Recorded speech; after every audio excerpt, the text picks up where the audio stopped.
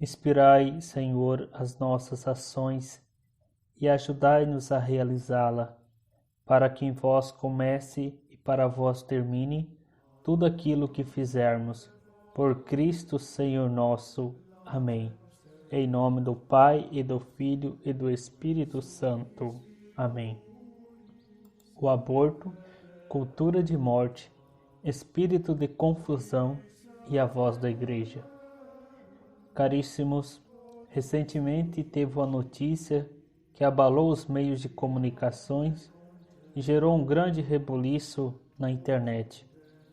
Uma criança de 10 anos, de Vitória, Espírito Santo, estava sendo violentada e abusada sexualmente desde os 6 anos pelo seu tio. Ficou grávida e, após uma dor, foi diagnosticada que estava grávida de quase 6 meses, de um bebê, uma menina. O juiz do lugar, junto com o Ministério Público, se mobilizaram e decretaram um aborto imediatamente. Mas toda a movimentação veio à tona com as denúncias dos grupos pró-vida. Os médicos do Espírito Santo, após diagnosticar a criança e o bebê que estavam bem, negaram realizar o aborto por objeção de consciência e pela lei que também não permite aborto acima de 3 meses. Entretanto, o poder público levou esta criança de um jatinho, de um fretado, para Pernambuco e lá realizaram o aborto. Enfim, a mídia usou desse caso para gerar mais divisão na sociedade e divisão até mesmo entre os católicos, que caíram na comoção pública gerada pela notícia, principalmente em torno do estupro, abrandando assim o crime mais horrendo, mais grave do aborto. Infelizmente, o nascituro, o bebê, foi abortado por um médico já experiente nestes casos. Enfim, esse vídeo tem como objetivo não gerar mais dúvidas, brigas, polêmicas e falácias, mas sim, como ministro ordenado católico, esclarecer esse imbróglio criado nas redes sociais, com um olhar racional, com um olhar amplo do caso e também com o olhar da fé da nossa igreja, ressaltando que todas as vidas importam. Contudo, importa muito mais as vidas das crianças, neste caso, da mãe de 10 anos de idade e do bebê, o seu filho, já com 5 meses e meio de vida.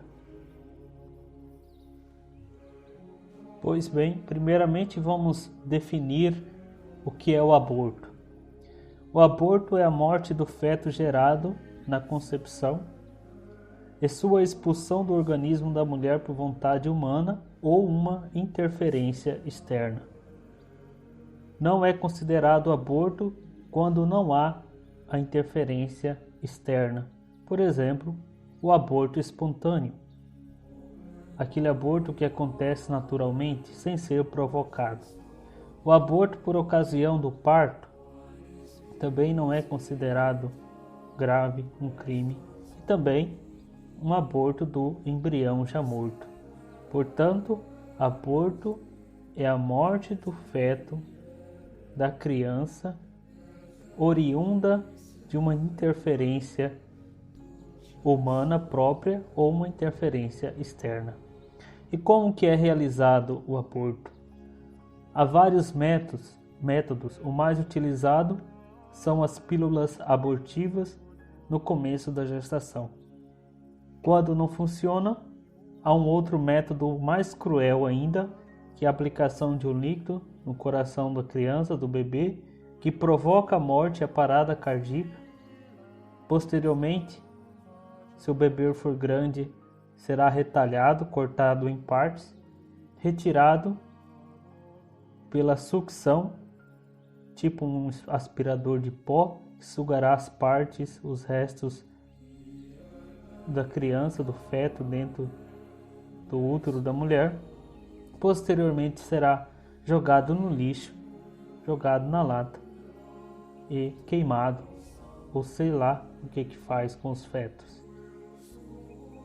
Mas a grande questão do aborto não é apenas religiosa, mas também da moral e também da lei civil, pois se trata de uma vida inocente e indefesa que está sendo tirada. E também a vida da própria criança de 10 anos, que é uma inocente e é uma indefesa. Mas, como subvertem, como mudam as leis a todo instante, a questão do aborto sempre fica aberta. O ponto central é: quando começa a vida? Só quando o bebê sai da barriga da mãe? A vida começa na concepção. Ali já há um ser humano em desenvolvimento e Deus já deu a ele o dom da vida. O aborto, como sabemos, é um crime no Brasil por lei, um crime de assassinato. No entanto, permite-se o aborto perante a lei civil até os 3 meses de gestação em casos de estupro, um risco de morte e recentemente colocou também na lei a anencefalia. No entanto, para a lei moral cristã, em nenhum caso é permitido, mesmo no caso de estupro e no risco de vida. Por mais doído que seja para a mãe, não se pode imputar uma morte sobre um inocente, numa forma de pagar o mal com o mal do estupro com o mal do aborto. Talvez aqui seja o ponto mais explorado pela mídia e toda essa confusão que aconteceu, para denegrir a imagem da igreja e também daqueles que defendem a vida. Por exemplo, no caso da menina de 10 anos. Muitos nos xingaram de machista, de apoiador do estuprador, de pedófilos, julgador das crianças inocentes. Não é a sua filha. O corpo da criança é dela. Ninguém tem o direito de julgar e decidir sobre a vida de ninguém, e etc, etc. E por vezes nós caímos nessa discussão no mesmo nível do xingamento ou ficamos em silêncio sem ter o que argumentar. De fato, é um caso difícil que precisa ser analisado com carinho e atenção. Mas o que questionamos? O que faz nos questionar? E aqui eu trago também a reflexão de Dom Ricardo, bispo referente da Comissão da Família no Brasil da CNBB. Por que sacrificaram o bebê inocente? Que erro ele cometeu? Qual foi o seu crime? Por que o desprezo às outras possibilidades de solução de possíveis da vida humana? Na mão de quem que ficou a tutela dessa menina? Quem decidiu tudo por ela? Por que o aborto foi a única saída? Por que optaram pela morte e não pela vida? Desrespeitando a lei, pois se tratava de um bebê de 22 semanas. Por que foi sentenciado à morte? Mesmo sendo inocente e tendo as condições para vir à vida, com os devidos cuidados e com apoio técnico, profissional à disposição, por que optaram pelo aborto? Quais serão as consequências do aborto na vida dessa mãe criança de 10 anos? Seria mais grave do que levar à frente a gravidez? Decidiram pelo aborto. Qual o motivo? O certo é, o cristão católico não apoia o estupro. O cristão católico não culpa a criança estuprada. O cristão católico não defende aborto em caso nenhum. Era simples assim, mas muitos de nós caímos no canto da sereia da internet levando a discussão ad eterno, uma discussão sem fim. A legalização ou a motivação do aborto mostra muito do que é o ser humano hoje. Há de fato uma inversão de valores. E a vida do nascituro, do bebê inocente, está sendo colocado até mesmo abaixo da vida dos animais. O homem moderno, materialista, utilitarista, pragmático e sem coração vê o aborto como algo normal e pensa que a melhor saída para resolver os problemas é sacrificar, é eliminar, é abortar. Isso aponta os sinais da degradação da consciência do homem e da decadência da moral cristã, dos costumes, a moral da humanidade e do Brasil. A violência do estupro é infame, é horrenda, mas a violência do aborto provocado em um ser inocente e sem defesa é tão terrível quanto. Ambos são crimes que clamam aos céus. A criança, além do trauma do abuso sexual, terá no futuro o trauma do aborto que lhe fizeram. Ela precisa, caríssimo, de muita, mas de muita ajuda. Mas, enfim, o que está por trás de todo esse reboliço sobre a questão do aborto? Há uma guerra cultural contra a civilização cristã, contra a civilização judaica cristã. Há uma guerra cultural.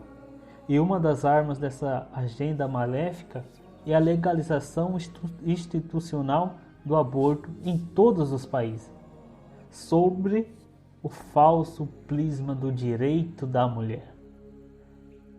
No Brasil, majoritariamente cristão, o aborto não é praticado, muito praticado, por causa da raiz cultural cristã. Mas a tentativa desta agenda política é a anulação dessa raiz utilizando os meios de comunicações como massa de manobra, principalmente entre a juventude revolucionária. Mas existe e se fortalece a cada dia os grupos chamados pró-vida, que são os cristãos em geral contra o aborto. Englobam políticos, médicos, religiosos, padres, pastores, que impedem o avanço dessa pauta abortista, que são encabeçadas principalmente por feministas e políticos que querem o aborto. Dessensibilizar o horror do aborto e legalizá-lo pela lei. Esta é a meta da mídia e dos abortistas. Então isso que devemos ter, que é o pano de fundo de toda essa questão. O tema desse vídeo já nos leva a definir as partes dessa guerra cultural. O espírito de confusão, ele é provocado pela mídia e pelas redes sociais. A cultura de morte são desses abortistas, desses médicos sem coração, desses juízes, dessas leis, esses grupos feministas que não de fato defendem a mulher, mas querem apenas usá-la como instrumento ideológico. E por fim, existe os defensores da vida, que é a voz da igreja e de todos os cristãos conscientes do mal do aborto. Enfim, fizeram um grande alarde em favor do aborto e pela falsa preservação da vida da mãe, quando na verdade o aborto é a via mais perigosa para a criança, que já foi vítima do estupro há vários anos. Diante das falácias do aborto, que em si é irracional, e dos xingamentos que recebemos das redes sociais por defender a vida, o que fazer? Como nos sentimos? Devemos, caríssimo, encontrar apoio na palavra de Deus, na fé e na oração. O próprio Deus é o Deus da vida. E Ele já nos fala em 1 Samuel 2,6: sou eu quem tiro a vida, sou eu quem faz viver. Em Deuteronômio 30, versículo 19: escolhe, pois, a vida. E o próprio Jesus, no Evangelho de São João, capítulo 10, versículo 10: eu vim para que todos tenham vida e vida em abundância. E lembre-se, caríssimos, do que Jesus disse: se vos perseguirem, vos perseguirão, entregando-vos às sinagogas e às prisões, conduzindo-vos à presença de reis e presidentes por amor do meu nome. Sereis traído até por pai e mãe, irmão, parentes, amigos, e sereis odiados por todos por causa do meu nome. É pela perseverança que mantereis a vida. Também em outra passagem, nosso Senhor nos avisa: não tenhais medo do que matam o corpo, mas podem matar a alma.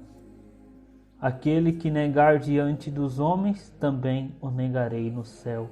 Mateus 10, versículo 28, 33. É difícil de acreditar, mas vi muitos ditos católicos, frequentadores da comunhão e da liderança da igreja, diante da comoção da mídia sobre o estupro, que horrível também é, apoiaram o aborto abertamente, dizendo: eu sou contra o aborto, mas nesse caso sou a favor. Ora, então não é contra o aborto. Isso é uma grande hipocrisia, ou uma ignorância, ou se age de má fé, criticando bispos, padres e diáconos que defendem a vida, que defendem a criança. É de lamentar a formação do nosso povo católico. Mas o que aprendemos desse fato? O que fazer para não se repetir em nossa sociedade? Aprendemos que, de fato, a decadência da evangelização é reflexo da decadência moral dos homens e das mulheres do nosso país. Aprendemos desse fato que devemos ter atenção e proteção das crianças, vigiar sempre os pais, cuidar das crianças, conversar, denunciar os casos para que não aconteça. Aprendemos também que devemos ser corajosos a ponto de defender a vida dessas crianças,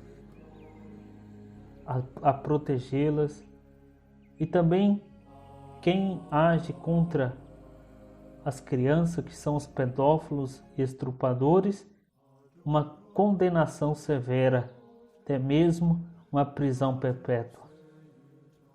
A criança não tem culpa nenhuma, não há pecado nenhuma na criança.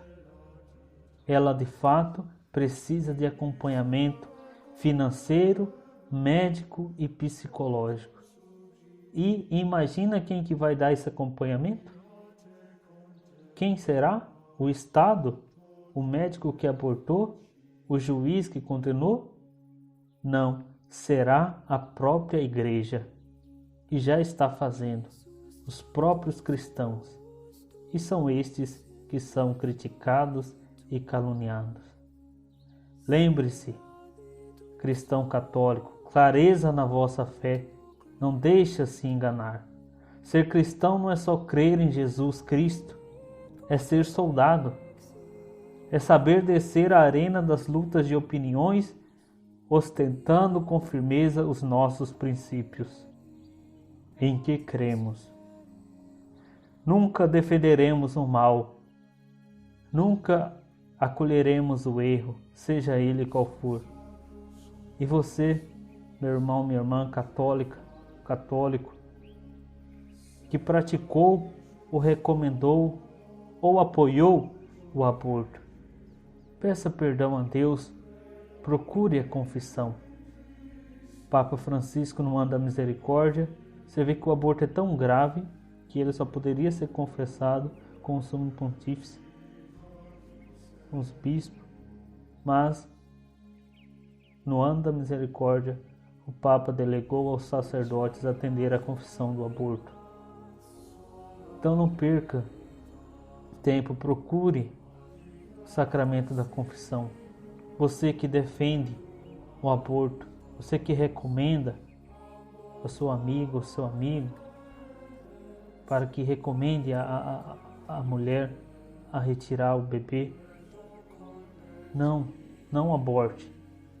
Faça a doação. Sim à vida, não à morte. E para finalizar, colocarei um pequeno vídeo, sobre como é horrível a morte de um inocente no ventre de sua mãe. Que Deus nos perdoe, que Deus nos dê a sua misericórdia. Em nome do Pai, e do Filho e do Espírito Santo. Amém.